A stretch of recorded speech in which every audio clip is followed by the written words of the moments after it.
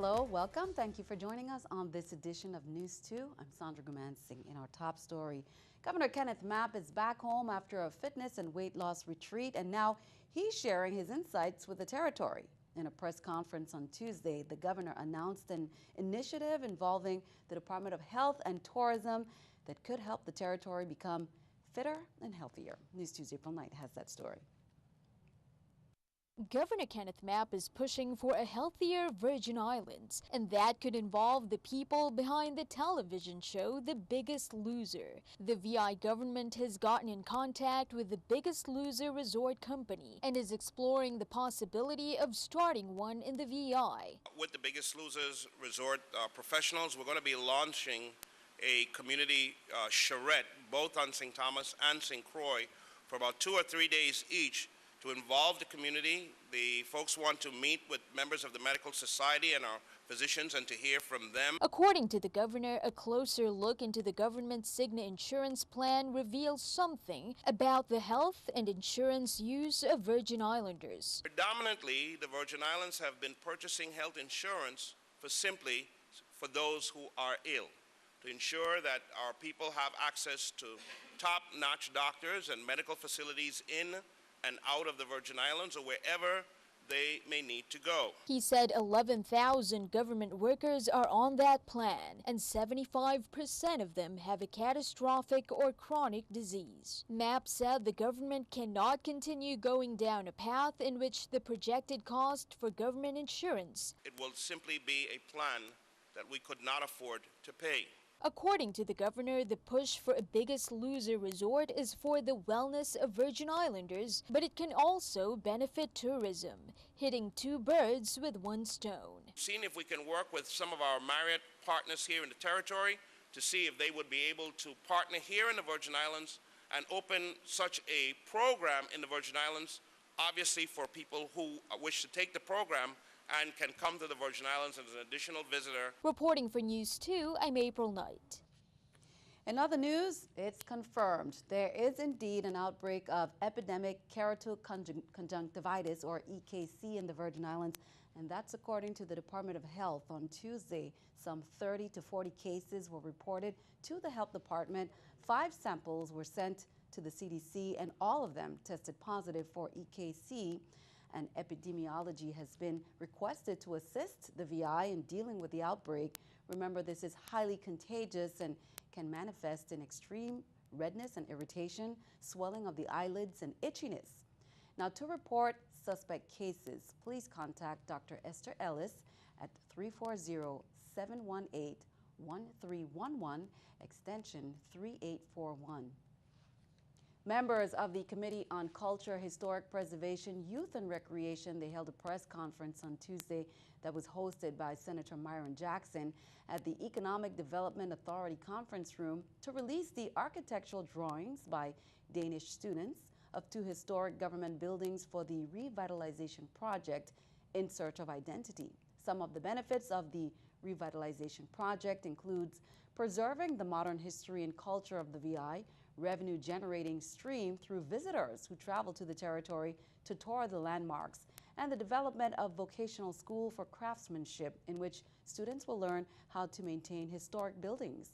This initiative is a partnership with the Kingdom of Denmark and owners of historic houses, a private partnership organization, and it is endorsed by the 2017 Virgin Islands Transfer Centennial Commission. Rashiel Charles, 30, of St. Thomas VI, made his initial appearance in district court before U.S. Magistrate Judge Ruth Miller after being charged in a criminal complaint with possession with intent to distribute cocaine.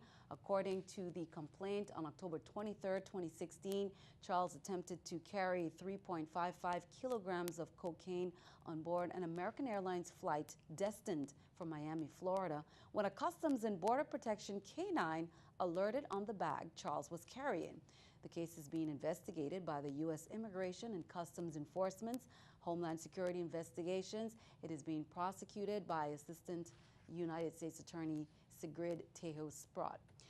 Ronaldo Marone, 44, and Waleed John, 37, both of St. Thomas VI, made their initial appearance in court on October 21st before District Court Judge Curtis Gomez on a criminal complaint charging them with 1 count of possession with intent to distribute cocaine. The defendants were released on $10,000 unsecured bonds.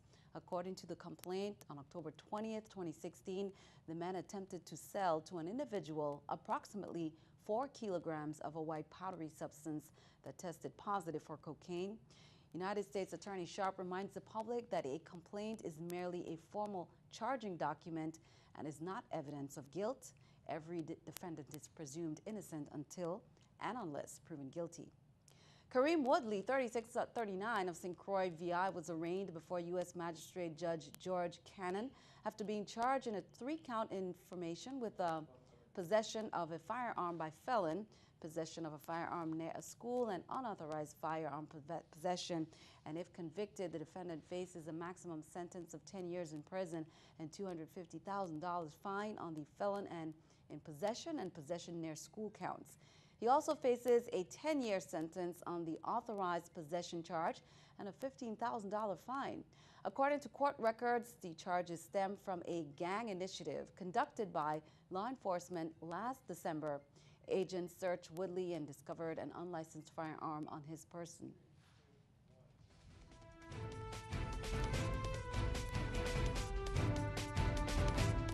Well, in election news, we're a few days into the early voting period, but election officials are still dealing with major changes. One of them involves printing a whole new set of ballots, again, after a complaint by the VI Democratic Party. The election board voted against this before, but on Tuesday, the board changed its mind. NEWS2's April Knight has details. Election officials are backtracking on their position not to reprint the ballots for the general election. In an emergency board meeting on Tuesday, joint election board members voted to reprint the ballots after the Democratic Party complained that the current one does not have the party symbol next to the name of the candidate, as required by law. The decision comes while early voting is already in full swing. Early voters, including the ones who flocked the election system on Tuesday, are still using the original ballot. After some deliberation, election officials decided not to go with local printers, which were in the running to save time and money. Instead, they're ordering the modified ballots with the party symbol next to the candidates' names from ES&S. Some 14,800 ballots would be ordered for St. Thomas and St. John, and 13,200 for St. Croix at the cost of 30 cents per ballot. But even with the modifications, board member Carla Joseph said that the proposed new ballot still does not follow the law. She enumerated some violations, including the lack of candidates' pictures, which, according to other board members, is an outdated provision. In addition, we also have in the law that says you should have a separate ballot for the federal contest, which is the delegate to Congress race, as well as for the Board of Elections and the Board of Education. We are still going contrary to what is written in law. And I am not going to support a ballot that isn't complying with the law. Reporting for NEWS2, I'm April Knight. United States Attorney Ronald Sharp announced today that Assistant United States Attorney Alfonso Andrews will lead the efforts of his office in connection with the Justice Department's nationwide Election Day program for the upcoming November 8th general elections. Andrews has been appointed to serve as the District Election Officer for the Virgin Islands, and in that capacity is responsible for overseeing the district's handling of complaints of election fraud and voting rights abuses. In consultation with the Justice Department headquarters in Washington, D.C., the Department of Justice has an important role in deterring election fraud and discrimination at the polls and combating these violations whenever and wherever they occur.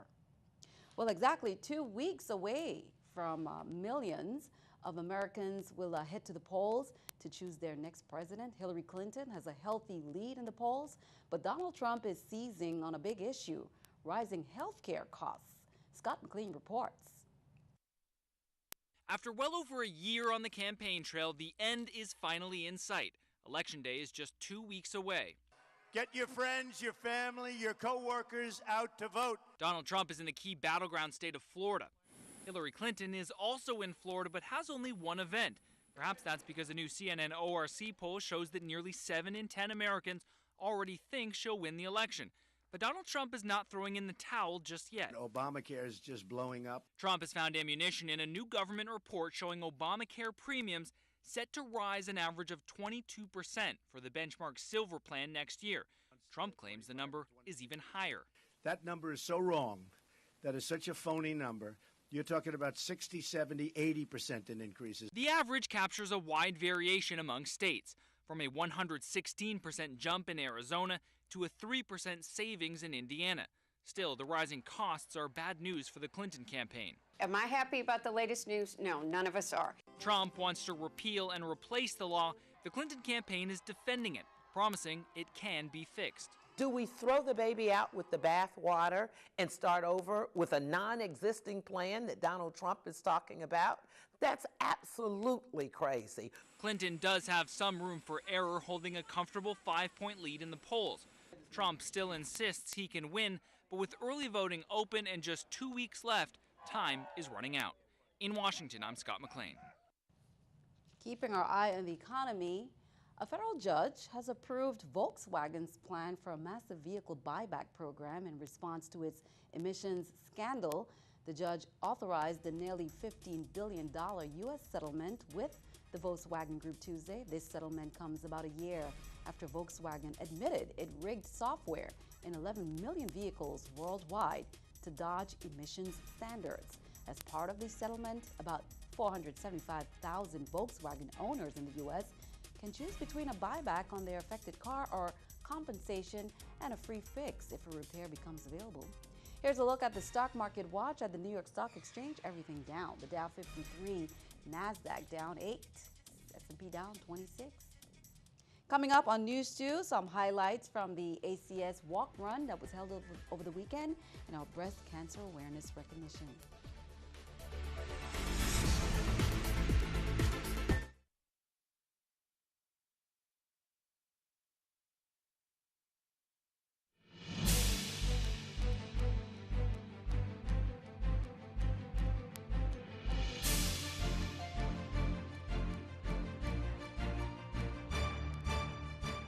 Well, it's our breast cancer awareness recognition, and here's an update. A faulty chiller has caused a malfunction in the air conditioning system within the Charlotte Kimmelman Cancer Institute, as we reported, and that is why the Cancer Day is postponed. Now, the facilities management personnel, along with the manufacturer's representative, have been working diligently to bring the unit back online. The technicians identified several faulty parts which needed to be replaced.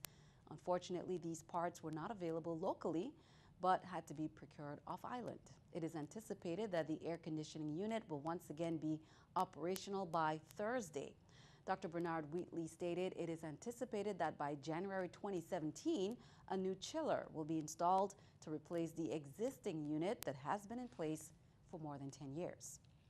Well, over the weekend, hundreds came out in support of breast cancer awareness. The streets of St. Croix was a sea of pink as parade goers marched from Basin Triangle. The Making Strides Against Breast Cancer walk was spearheaded by the American Cancer Society of the VI. Their goal is to raise awareness about this deadly illness, provide support for survivors and their families, as well as to lend financial support to those who are still fighting the battle. The event drew enthusiastic community members, supporters, and survivors. Congratulations to the organizers. Job well done. In recognition of breast cancer awareness, the breast cancer concerns were discussed. Here's Dr. Paula Neese in some of the photos there sharing some insight at the COG office. Also on Monday, October 17th, many gathered at the Charlotte Kimmelman Cancer Institute. There was a panel discussion with doctors from the Charlotte Kimmelman Cancer Center with Vashti Whitfield, Lilibet Foster, Charlene Kehoe, Gaynell Harris, Dr. Samuel Hughes, who's the radiation oncologist, that's Dr. Francisco Landron, pathologist Dr. Rabindranath Bakan, and medical oncologist Dr. Edwin Williams, Dr. Elaine Palonese. They're reconstructive plastic surgeons, and of the proceeds from all of that benefited the Cancer Support VI. On Monday, October 31st, a seminar is being held at UVI in the ACC building on St. Thomas, the conference room from 6 to 8. It's historical. It's a new nonprofit that kicks off to empower women. You will learn more about the organization headed by Miss Alana John, called IAB Inc., which stands for I Am Beautiful.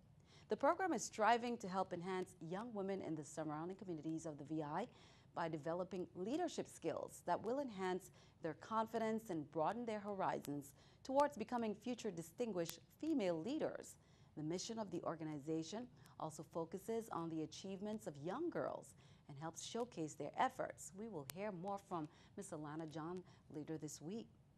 17 St. Thomas residents who were recently certified as CERT, which are Community Emergency Response Team members, after learning basic disaster response skills. The course teaches fire suppression, basic disaster medical operations, light search and rescue. It's free and taught by instructors from VI Rescue, VI Fire Service, and VITEMA. Congratulations to the team. Meanwhile, Haiti relief efforts from the team at Tutu Park Mall continues. A trailer is stationed at the Tutu Park Mall from 10 a.m. to 6 p.m.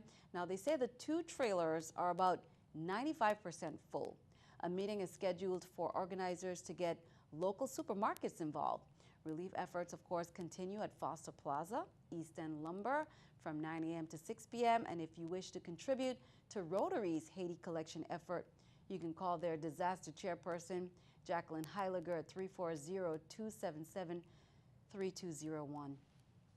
A UN human rights expert strongly criticized the UN on Tuesday for denying legal responsibility for the 2010 cholera outbreak in Haiti caused by UN peacekeepers, calling it a disgrace. Philip Alston said in a report submitted to the UN General Assembly that deeply flawed and unfounded legal advice provided by UN lawyers is preventing the organization from accepting responsibility for the outbreak, which has sickened nearly 800,000 Haitians and killed some 9,300. Alston said the good news is that under Secretary General Ban Ki-moon's courageous leadership, a trust fund aimed at raising at least $400 million to eradicate cholera and help victims has been set up. Well, be sure to stick around. Your News 2 AccuWeather forecast is coming up next.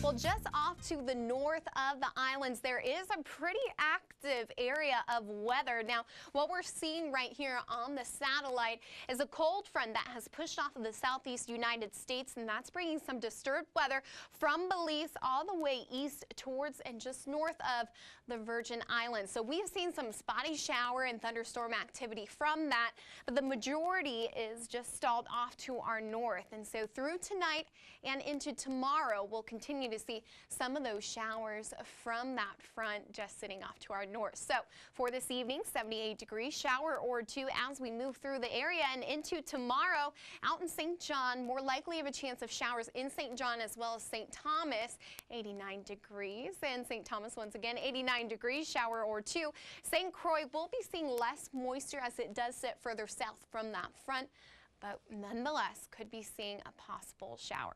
All right, out on the waters, the Atlantic side finally calming down 3 to 5 feet. We have some winds out of the east, 8 to 12 knots, so it looks like a great day other than those showers. And as we head out onto the Caribbean, even calmer, 2 to 4 feet for your wave heights, and winds out of the east, 5 to 10 knots.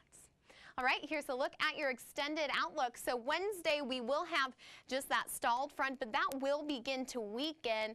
Now, come Friday, we have a second front that's going to move in Thursday night, and that's going to join with the current stalled one that's sitting off to our north. So it looks like pretty wet weather ahead. Saturday, we will have more of a break between those, and then by Sunday, those showers will be returning. Back to you, Sandy. Thanks for that. It is time for our News 2 weather picture there by Amenti Phillip of Ricardo Richards Elementary School on St. Croix. We just love his nice, basic, simple palm tree swaying in the wind and sunshine. Amenti, thank you for that. Send us your News 2 weather picture to the address right there on the screen, and give us a little brief description of your work of art, and then tune in to see it right here on News 2. Stick around. News 2 Sports is coming up next.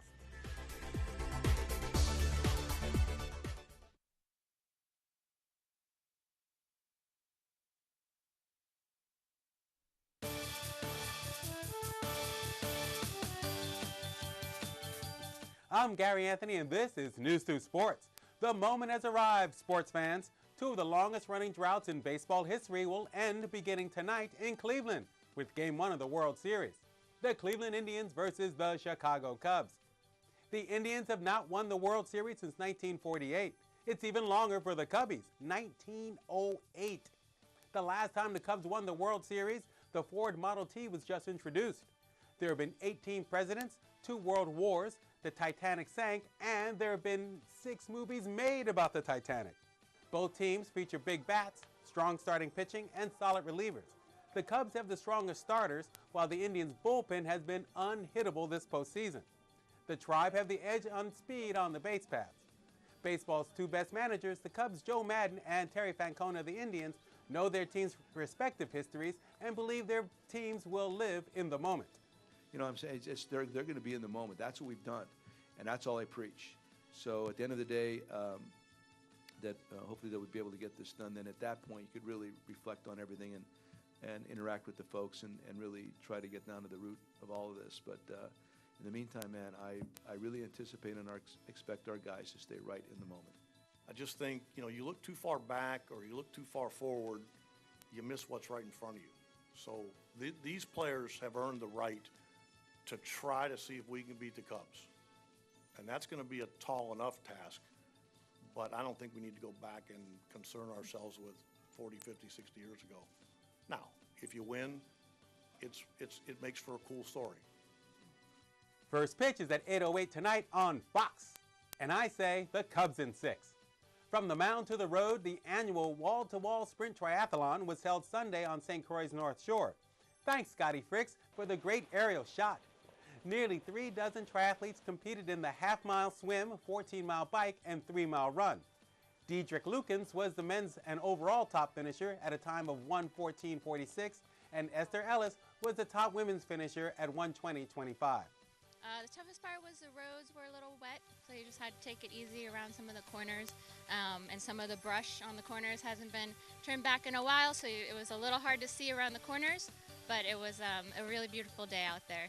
My favorite part was when I was finishing the run. Up on the right here were 2 beautiful rainbows, and I thought, can't beat this. It was a little rough, honestly. Been off island for a couple of weeks, but once I got into the groove of it, it was fun. This is the best race, I think. It's out here on the North Shore. It's more shaded. It's through the rainforest. I really enjoy this race more than on the other. And that's it for sports. Sandy, back to you. Thanks, Gary. And that's it for News 2. We'd like to thank you for joining us for all the latest in news, weather, and sports. And we'll see you next time. Have a wonderful evening.